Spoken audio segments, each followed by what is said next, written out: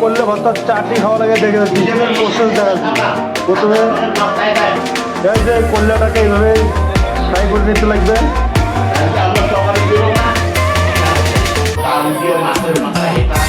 কল্যাকে এইভাবে প্রথমে ফ্রাই করা লাগবে, ভালো করে ফ্রাই করতে হবে।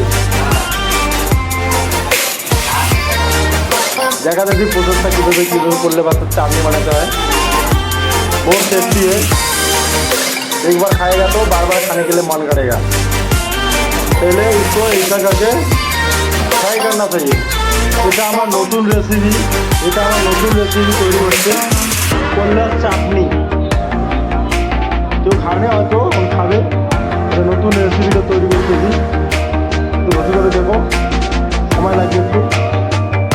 এইভাবে কল্যাটা ভালো করে ভেজে নিতে হবে, মানে পুড়িয়ে নিতে হবে। তারপরে এটাকে প্রসেসটা দেখা দেখি করতে হবে, ভালো করে লাগবে। খেতে বহুত টেস্টি, আগে ভেজেছি তারপরে ভেজে বানাচ্ছি সবার জন্য, যাতে ভালো লাগে সেই সব কলেটাকে ভেজে ফ্রাই করে খেতে পারে তার জন্য। ঠিক আছে গায়ে বন্ধুরা, সবাই ভালো থাকো। ভিডিওটা না যদি দেখতে থাকো, অনেক কিছু এখানে হবে, অনেক কিছু দেওয়া লাগবে। তারপরে খেয়ে দেখবে বহুত টেস্টি, বহুত টেস্টি। এখন আমাদের একটা করলে হয়ে গেল, এখন 2 নম্বরটা ভালো করে করতে হবে, বেশি করা যাবে না। 1 নম্বরটা হয়ে গেছে, লাল হয়ে গেছে, এটা এখন চলবে, এখন হয়ে গেছে। দুটোটা এখন করা লাগবে। বন্ধুরা সবাই দেখতে থাকো, टाइम लगते। मिर्ची को ऐसा करके इसको ये काम ये भी करना पड़ेगा, बाद में इसको उसको जाके प्रेस करना पड़ेगा, बाद में हो जाएगा हाथ साफ। बहुत टेस्टी लगता है।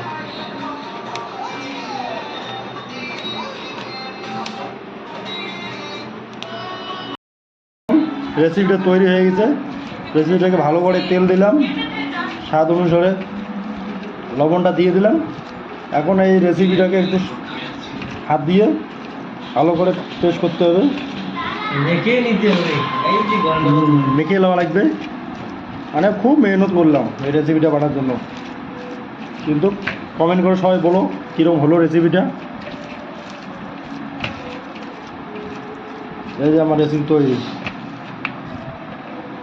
মনে তো হয় বহুত টেস্টি হয়ে গেছে। দেখো রেসিপিটা, দেখো রেসিপিটা ভালো হয়েছে। আমার তো খেতে ইচ্ছে করছে এখনই, কি বলবো বন্ধুরা, বহুত টেস্টি रेसिपी। कोल्ले रेसिपी,